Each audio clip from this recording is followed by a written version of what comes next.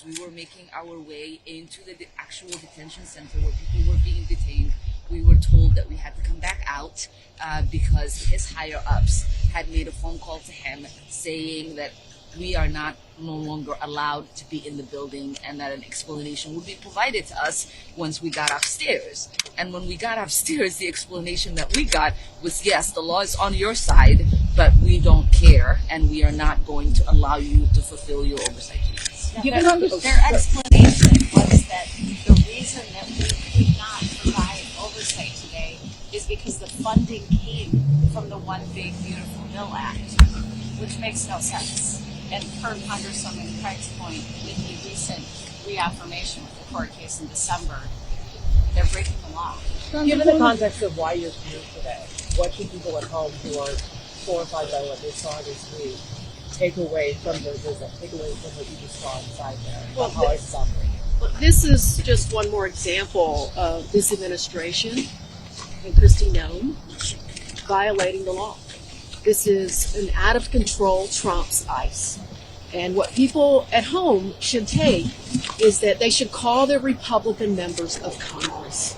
We need Minnesota Republicans, we need Republicans across this country to stand up to their own party. This is beyond the pale. This administration continues to use Minnesota as a political stunt. And earlier this week, it got a woman killed as they are detaining individuals across Minnesota and across this country. It is our job as members of Congress to make sure that those folks detained are treated with humanity, because we are the damn United States of America, and we don't treat people the way that this administration is treating people in our country. We are better than this.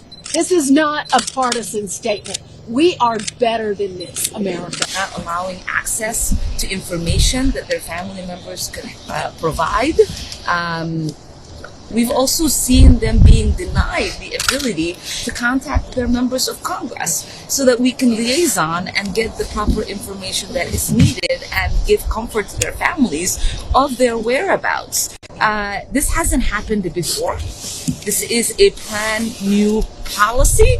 And when people are disappeared in the darkness, American democracy dies. And it is really important for every single person in this country to understand that they are not only disappearing people who have committed crimes, who are in this country undocumented. They are disappearing U.S. citizens. They are disappearing people who have proper documentation, sometimes telling them that their documentations are wrong, keeping them for days upon days. We've also seen people be deported who have proper documentation yet to be returned to this country.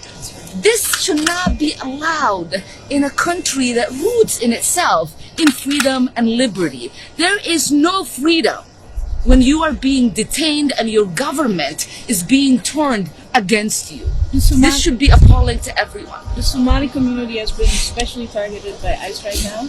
How can you protect them? What can the local government do to protect those constituents? We are all working across the clock to make sure that people have the resources that they need, that they get to know your rights training, that we expedite documentation for them to carry around so they feel protected.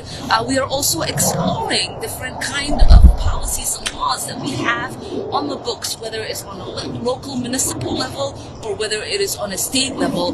This is an all hands on deck process, and in Minnesota we know how to protect one another, and I have been incredibly proud the way our neighbors have shown up for one another. It's been beautiful to see, and that kind of resistance is why ICE agents seem so angry and agitated, because they have never experienced the kind of love that we experience here in Minnesota. And we know that they are going to disappear one day, but we will be here caring for one another and carrying out policy with love here in Minnesota. Thank you all. Thank you all. Subscribe to One India and never miss an update. Download the One India app now.